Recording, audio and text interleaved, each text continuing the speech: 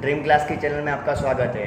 तो जैसे मैंने पिछले वीडियो में आपको बताया था कि डिसीजन मेकिंग स्टेटमेंट क्या है और वो हमें किस तरह यूज़फुल है, तो आज की वीडियो में आपको बताऊंगा कि जो हमारा आखिरी switch case decision making statement है उसका क्या यूज़ है और वो हमें किस तरह यूज़ करना है। ओके, तो आज की वीडियो को आप एंड तक देखिए ताकि आपको अच्छे से पता चल जाए कि स्विच केस स्टेटमेंट क्या है। तो चलिए मैं स्टार्ट करता हूँ। जनरली स्विच के स्टेटमेंट क्या है? जनरली स्विच के स्टेटमेंट मतलब आपका जो मल्टीपल इफ एल्स लेडर था उसमें क्या हो रहा था कि एवरी टाइम मुझे कंडीशन चेक करनी पड़ रही थी इफ एल्स इफ में। ओके, मतलब मुझे मल्टीपल टाइम कंडीशन चेक करनी पड़ रही थी, तो वो मेरा थोड़ा परफॉर्मेंस को डिग्रेड कर रहा था। मेरा मतलब परफॉर्मेंस को वो मेरा डिग्रेड कर रहा था। ओके, तो मुझे परफॉर्मेंस को इम्प्रूव करना हो तो मैं मल्टीपल इफ एल्स लेडर को, मेरी जो प्रॉब्लम थी उसको ओवरकम करने के लिए हम स्विच के स्टेटमेंट को यूज़ कर सकते हैं। ओके, चलिए मैं आपको प्रैक्टिकली तरीके से अच्छे से समझाता हूँ डिटेल में। फर्स्ट ऑफ ऑल हम टर्बो से स्टार्ट करेंगे।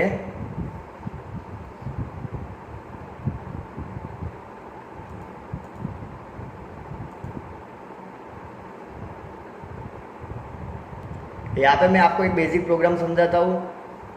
मैं वो पहले इफ एल्स लेडर से करूँगा। ओके, अब उस प्रोग्राम को हम स्विच केस में किस तरह रिप्लेस करेंगे। मैं प्रोग्राम बनाता हूँ जैसे कि मैं जो भी वैल्यू डालूँ उस बेस पे मुझे वीक का नेम प्रिंट होना चाहिए। जैसे कि 1 एंटर करूँ तो मंडे, 2 एंटर करूँ तो ट्यूसडे, 3 एंटर करूँ तो वेडनेसडे। ओके, तो मैं यहाँ पे एक वेरिएबल ले लेता हूँ ए। यहाँ पे उस वेरिएबल की वैल्यू यूजर के पास गेट कराता हूँ। Print F enter the value. Scan F से मुझे वैल्यू गेट होगी %d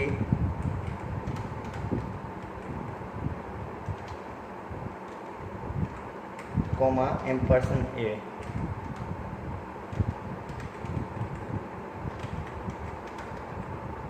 ओके, अब मुझे यहाँ पे क्या करना पड़ेगा, चेक कराना पड़ेगा कि अगर यूज़र ए की वैल्यू 1 इनपुट कर रहा है तो नेम प्रिंट होना चाहिए मंडे। ओके, 2 प्रिंट कर रहा है तो ट्यूसडे, 3 प्रिंट कर रहा हो तो वेडनेसडे। ओके, तो यहाँ पे मैं क्या चेक कर रहा हूँ, इफ ए इक्वल टू 1 हो। ओके, यहाँ पे हमने double equal to operator use किए है जो हमारे रिलेशनल ऑपरेटर है। ओके, अब मैं यहाँ पे चेक कर सकता हूँ। चेक कराने के बाद प्रिंट एफ, अगर आपको इफ़ कंडीशनल स्टेटमेंट नहीं पता चला हो तो आप मेरी पिछली पुरानी वीडियो में जाके देख सकते हैं। मैंने वहाँ पे डिटेल में समझाया था कि कंडीशनल स्टेटमेंट या डिसीजन मेकिंग स्टेटमेंट इफ़ क्या है, इफ एल्स क्या है, या फिर मल्टीपल टाइम हम इफ एल्स को किस तरह यूज़ कर सकते हैं। प्रिंट एफ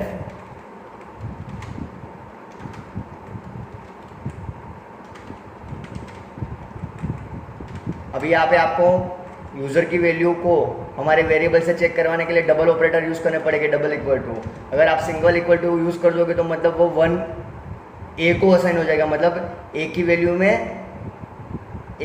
1 हो जाएगी। मतलब आपने जो भी यूज़र की वैल्यू इनपुट करोगे उसको क्या करेगा, वो रिप्लेस हो जाएगी। मतलब 1 जो था वो ए को असाइन हो जाएगा। तो हमें असाइन नहीं करना है, चेक करवाना है तो double equal to operator use कर सकते हैं। ओके,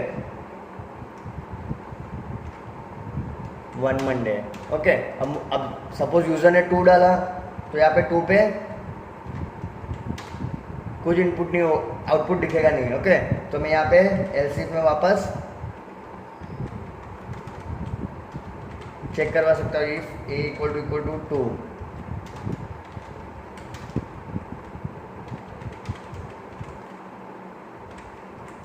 प्रिंट एफ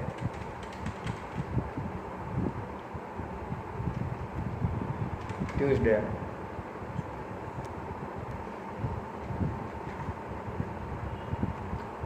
मैं यहाँ पे 1 इनपुट कर रहा हूँ मंडे। ओके, 2 इनपुट कर रहा हूँ ट्यूसडे। उसी तरह एलसीफ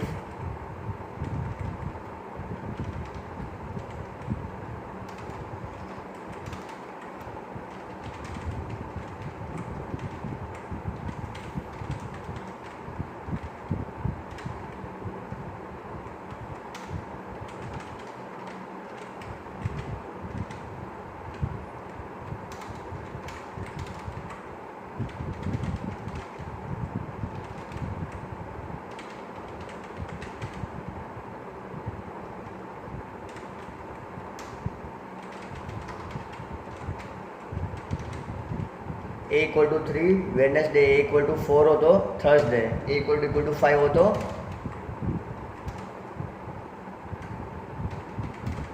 प्रिंटफ फ्राइडे। ओके,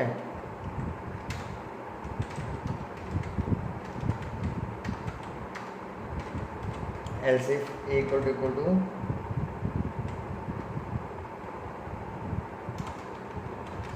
6 हो तो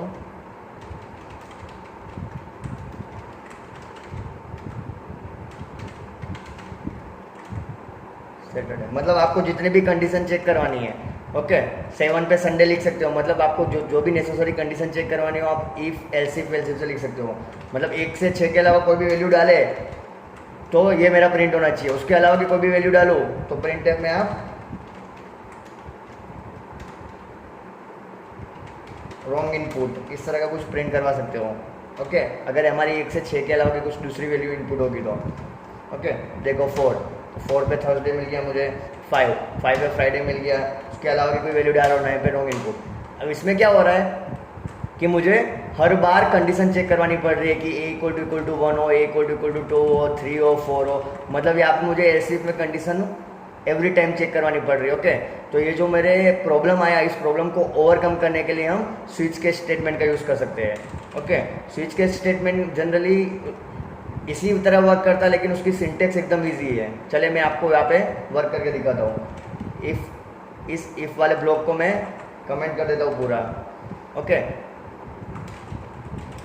उसकी सिंटेक्स में जनरली आपको स्विच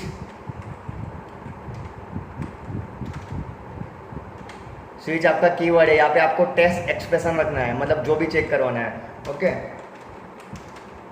उसके बाद यहाँ पे आपके केस, अब यहाँ पे आप सिंबल रख सकते हो या फिर आप यूज़र के पास जो भी इनपुट करवा रहे हो, जो मतलब आप अगर चाहते हो कि मेरे एक्सप्रेशन से ट्रू होने के बाद मुझे कुछ इवेल्यूट करवाना तो आप रख सकते हो। मतलब हमारा क्या हो रहा है, एक ही वैल्यू इनपुट कर रहा है, 1 2 3 जो भी इनपुट कर रहा है। तो मैं अगर 1 इनपुट करूँ तो केस 1।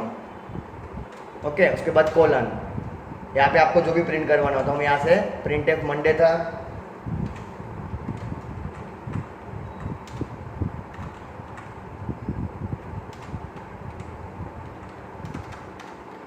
यहाँ पे क्या मैं डाल दूंगा ए। मतलब अगर यूज़र ए की वैल्यू इनपुट करेगा तो स्विच ए में चला जाएगा ऑटोमेटिक। मतलब यहाँ पे चेक कर रहा है कि ए की वैल्यू अगर 1 इनपुट की है तो केस 1 पहले ब्लॉक में जाएगा। ओके, उसके बाद इसके अंदर का स्टेटमेंट को वो एग्जीक्यूट करेगा। उसके बाद हमें क्या करना है, ब्रेक। ओके, आप इसको स्विच केस ब्लॉक कह सकते हो या फिर स्विच स्टेटमेंट कह सकते हो। स्विच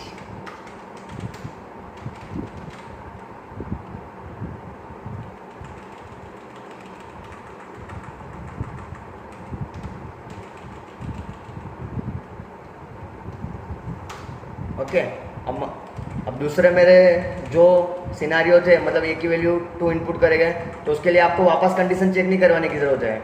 यहाँ पे आप दूसरे केस बना दीजिए, केस 2 कोलन, केस 2 में आपके पास क्या था, ट्यूसडे। ओके, तो मैं यहाँ पे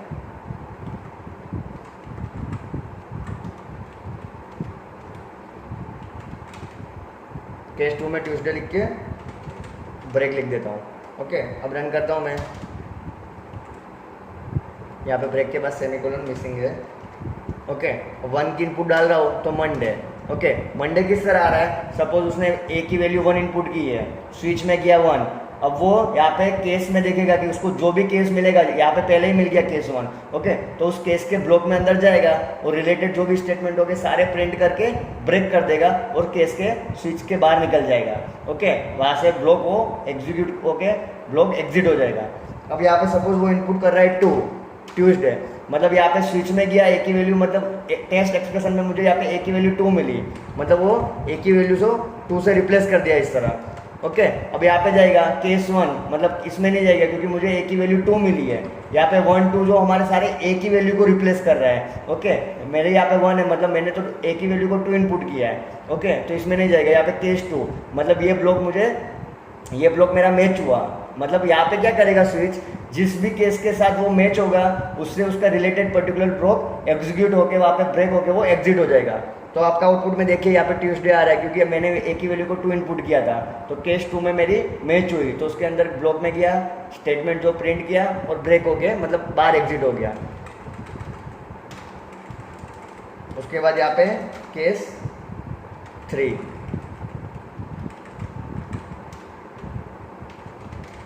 प्रिंट एफ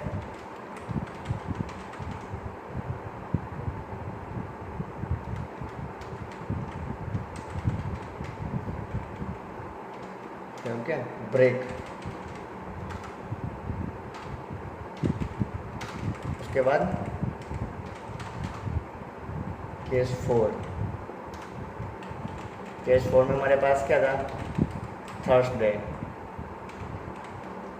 तो केस 4 में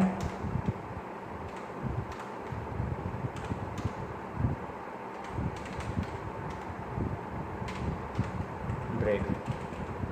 ओके 4 डालो, देखिए 4 में क्या हुआ, वो केस स्विच में गया, 4 वाले में मतलब सारे केस उसने चेक किए, मतलब पहले 3 केस उसको नहीं मिले, केस 4 मतलब इसमें वो उसको मैच हो गया, तो उसके अंदर के ब्लॉक को प्रिंट करके एग्जिट हो जाएगा। मतलब नंबर ऑफ ब्लॉक आप चेक करवा सकते हो। इफ एल्स में क्या था, मुझे एवरी टाइम कंडीशन चेक करने की जरूरत पड़ रही थी। ओके यहाँ पे देखिए मुझे हर बार कंडीशन चेक करने की जरूरत नहीं पड़ेगी, एक ही बार मुझे स्विच में टेस्ट एक्सप्रेशन पास कर देना है। अब इसमें भी यही क्वेश्चन अराइज होगा कि जब वो रिलेटेड ब्लॉक मिलेगा नहीं तब क्या करना है हमें, तब इसमें डिफॉल्ट आता है, जिस तरह इफ एल्स में एल्स डिफॉल्ट है, मतलब सारे स्टेटमेंट मैच ना हो कोई भी केस का ब्लॉक, तो डिफॉल्ट वो प्रिंट करेगा। यहाँ पे भी मैं लिख देता हूँ प्रिंट एफ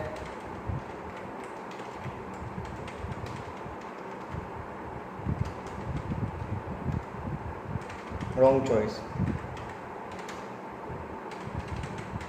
ब्रेक। ओके अब मैंने 4 डाला, जैसे कि थर्सडे मिल गया। ओके जब तक केस मिल गया कोई प्रॉब्लम ही नहीं।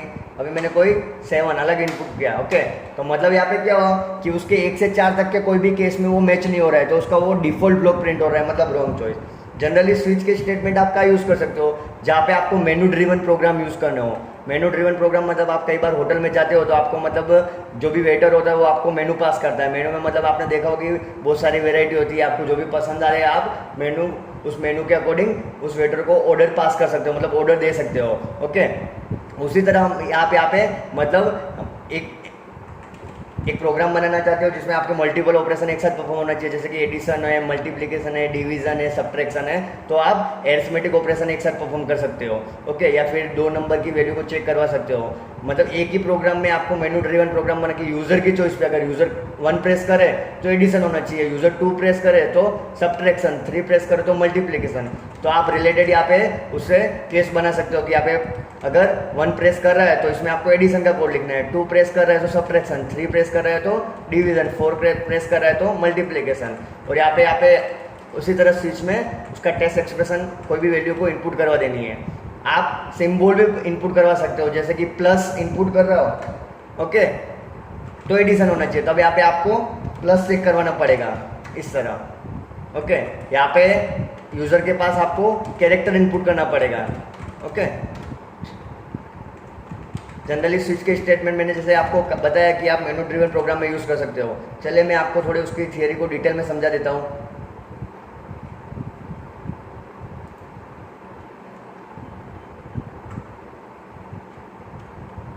ओके डिसीजन मेकिंग क्या है, स्विच स्टेटमेंट में किस तरह यूज़ करेंगे।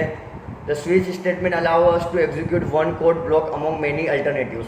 आपने देखा कि आपके पास एक ही ब्लॉक का कोड था, मतलब एक ही कंडीशन टेस्ट एक्सप्रेशन थी, आप उसको अलग अलग अल्टरनेटिव से चेक करवा सकते थे। Okay you can do the same thing with if else later, however the syntax of the switch statement is much easier to read and write. जैसा कि मैंने आपको बताया कि इफ एल्स लेटर की तरह ही उसकी सिंटैक्स है, लेकिन इफ एल्स लेटर की तरह ही वर्क करता है, लेकिन स्विच के स्टेटमेंट की सिंटेक्स इजी है, हम उसको लिख भी इसी तरह से कर सकते हैं और राइट भी इसी तरह कर सकते हैं। ओके मतलब उसको इंप्रूवमेंट करने के लिए स्विच के स्टेटमेंट आया गया। ओके यहाँ पे देखिए स्विच के स्टेटमेंट की सिंटेक्स, जैसे कि यहाँ पे मैंने बताया स्विच होना चाहिए आपके पास, एक्सप्रेशन मतलब कंडीशन डालनी है, उसके बाद केस कांस्टेंट 1, उसके बाद आपके यहाँ पे जो भी नंबर ऑफ स्टेटमेंट हो गए उसके बाद आपको ब्रेक करना है। जब तक आप ब्रेक नहीं करेंगे तब तक उस ब्लॉक में से वो बाहर नहीं निकलेगा, एग्जिट नहीं होगा। उसी तरह आपको रिलेटेड मल्टीपल ब्लॉक आप बना सकते हो केस के, केस 2 स्टेटमेंट ब्रेक केस 2, और लास्ट में आपके पास डिफॉल्ट केस आएगा, मतलब पहले के सारे केस उसको अगर रिलेटेड मैच ना हुए तो डिफॉल्ट में जाके वो डिफॉल्ट में चला जाएगा और वहां से एग्जिट हो जाएगा। ओके, किस तरह वर्क कर रहा है स्विच के statement, the expression is evaluated once and compared with the value of each case label. जैसे कि मैंने आपको बताया कि जो एक्सप्रेशन होगा वो मेरा एक ही बार इवेल्यूट होगा, एक ही बार मेरा कंपाइल होगा, उसके बाद जो एक्सप्रेशन इवेल्यूट होने के बाद सारे केस से वो चेक करेगा। ओके, अल्टरनेट केस से। If there is a match, अगर मैच होगा the corresponding statement after the matching label are executed, मतलब मैच हो गया तो मैंने आपको बताया द करस्पॉन्डिंग केस का ब्लॉक एग्जीक्यूट होगा और ब्रेक हो जाएगा। For example, if the value of expression is equal to constant 2 statement after case constant 2 are executed until the break is encounter. If there is no match, अगर कोई भी match मेरा नहीं हो रहा है the default statement are execute. जैसे कि मैंने आपको बताया कि एक से पहले के जितने भी आपके केस मैच नहीं हो रहे तो डिफॉल्ट स्टेटमेंट एग्जीक्यूट हो जाएंगे। Okay, by the way default close inside the switch statement is optional. आपका जो डिफॉल्ट है वो ऑप्शनल है, मतलब आप लिख भी सकते हो, ना लिखना चाहो तो ना भी लिख सकते हो। ओके, यहाँ पे मैंने फ्लो चार्ट से आपको समझाया है, रिप्रेजेंटेशन किया है कि मतलब स्विच किस तरह वर्क कर रहा है। यहाँ पे आपके पास सिंगल एक्सप्रेशन है। ओके, यहाँ पे मैं कंडीशन चेक कर रहा हूँ कि मेरा केस 1 में अगर ब्लॉक में एग्जीक्यूट मैच हो रहा है, ये कंडीशन मेरी, तो केस ब्लॉक 1 एग्जीक्यूट होगा। ओके, अगर ना हो रहा तो वो केस 2 में चला जाएगा।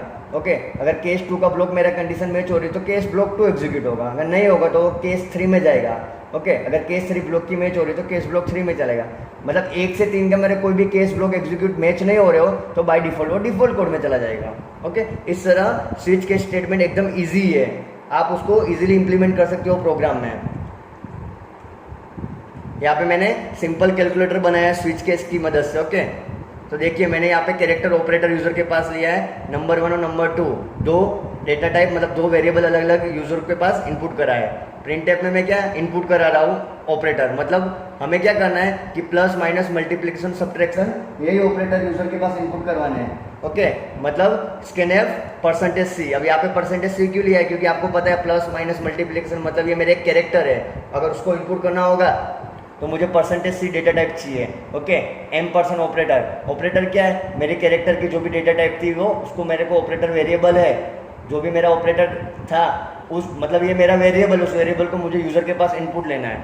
ओके, अब नेक्स्ट स्टेटमेंट में मैं क्या करूँगा, मुझे दो ऑपरेंड की वैल्यू यूजर के पास लेनी है, मतलब जो मैं जिस वैल्यू पे वैल्यू यूजर पास लेनी है नंबर 1 नंबर 2 N1 और N2 जिस पे मैं ऑपरेशन परफॉर्म कर सकता हूँ। तो स्कैन एफ डबल के लिए परसेंटेज LF। ओके, यहाँ पे आप चीज़ देख सकते हैं कि मैंने एक ही लाइन में दोनों को इनपुट ले लिया है। ओके, अब तक के मेरे पिछले प्रोग्राम में आपने देखा होगा कि अगर मुझे दो वैल्यू यूजर के पास इनपुट लेनी हो तब मैं क्या कर रहा हूँ, दो अलग अलग सेपरेट स्टेटमेंट लिख रहा हूँ कि print F enter the number 1 scan F number 1, print F enter the number 2 scan F number 2। Okay, यहाँ पे मैंने क्या किया, एक ही स्टेटमेंट में दो अलग अलग मेरे पास वेरिएबल है N1 और N2, उसकी वैल्यू एक ही साथ इनपुट ले ली है। यहाँ पे देखिए percentage LF comma M person N1 M person N2, मतलब एंटर टू ऑपरेंड जैसे यूजर को पूछेगा आपको दो वैल्यू एक साथ इनपुट करनी है। फिर उसके बाद मैंने क्या किया है, स्विच में ऑपरेटर मतलब जो मेरा वेरिएबल था यहाँ पे मुझे इसमें से कोई भी चार वैल्यू पास, कोई भी एक सिंगल वैल्यू पास करनी है। Okay, plus minus multiplication division. उसके बाद मैंने मेरे केस के ब्लॉक बना दिया। ओके, केस में फर्स्ट मैंने प्लस बनाया है, उस प्लस वाले ब्लॉक में मैं क्या करूँगा, प्रिंट है दो वैल्यू का मैं एडिशन कर दूंगा। यहाँ पे देखिए ये मेरा मैसेज प्रिंट हो रहा है, यहाँ पे मैंने N1 और N2 को एडिशन करवाया है। उसी तरह अगर सेकंड ब्लॉक में मैं माइनस वाले ब्लॉक में क्या करूँगा, सब्ट्रैक्शन करूँगा। उसी तरह मल्टीप्लिकेशन और डिवीजन का इंडिविजुअल ब्लॉक बनाया होगा। ओके, डिफॉल्ट में मैं क्या करूँगा, error operator is not correct, मतलब इन चार ऑपरेटर के अलावा वो कोई अलग ऑपरेटर डाल रहा हो जैसे कि मॉड्यूल ऑपरेटर है तो मुझे डिफॉल्ट में जाके एरर प्रोवाइड कर देगा operator is not correct. Okay, अब यूजर है यहाँ पे सपोज एंटर किए, एंटर कर रहा है ऑपरेटर माइनस। ओके, और दो ऑपरेंड की वैल्यू उसने इनपुट की 32.5 और 12.4। ओके, उसमें क्या होगा, अब माइनस ऑपरेटर उसने इनपुट किया तो देखिए फर्स्ट ऑफ ऑल मतलब उसमें यहाँ पे माइनस ऑपरेटर इनपुट किया तो केस प्लस मतलब इसमें मैच नहीं हुआ, केस माइनस मतलब इसमें मैच हुआ, इसमें मैच हुआ तो इसके अंदर जो भी स्टेटमेंट मैंने लिखा है कि दो वैल्यू को माइनस करना है, मतलब पहले में से दूसरे की वैल्यू को सब्ट्रैक्ट करनी है। ओके, तो वो मेरी सब्ट्रैक्ट होके प्रिंट होके ब्रेक स्टेटमेंट में जाके एग्जिट हो जाएगा। तो यहाँ पे देखिए 20.1 आपका आउटपुट आ रहा है यहाँ पे। ओके, फिर ब्रेक होके वो बाहर निकल गया है, एग्जिट हो गया है। The minus operator enter by the user is stored in the operator variable. जैसा कि मैंने आपको बताया माइनस ऑपरेटर क्या ऑपरेटर वेरिएबल में स्टोर हुआ है। And the two operand 32.5 and 12.5 store in the variable n1 and n2 respectively. Since operator is a minus the control of the program jump to the printf, मतलब वो case minus वाला जो case था उसमें सीधा jump होगा। Okay, finally the break statement terminate the switch statement, मतलब finally आपका जो ब्रेक स्टेटमेंट होगा वो पर्टिकुलर स्विच केस के ब्लॉक को टर्मिनेट करेगा। ओके, तो दोस्तों ये आपको सी में जो स्विच के स्टेटमेंट था वो किस तरह यूज हो रहा है और किस तरह हमें प्रोग्रामिंग में उसकी हेल्पफुल रहती है। ये स्विच के स्टेटमेंट आपको मतलब दूसरी प्रोग्रामिंग लैंग्वेज भी है जैसे कि जावा, उसमें आप सिलेक्ट स्टेटमेंट है, सिंटेक्स उसकी हूबहू सेम है, तो आपको सिंटेक्स को फॉलो करके आप प्रोग्राम को इजीली बना सकते हो। ओके, तो अगर आपको कोई भी क्वेरी हो तो आप कमेंट करिए, और मेरी इस वीडियो को पसंद आई है तो लाइक करिए, शेयर करिए और सब्सक्राइब करना ना भूलें। धन्यवाद।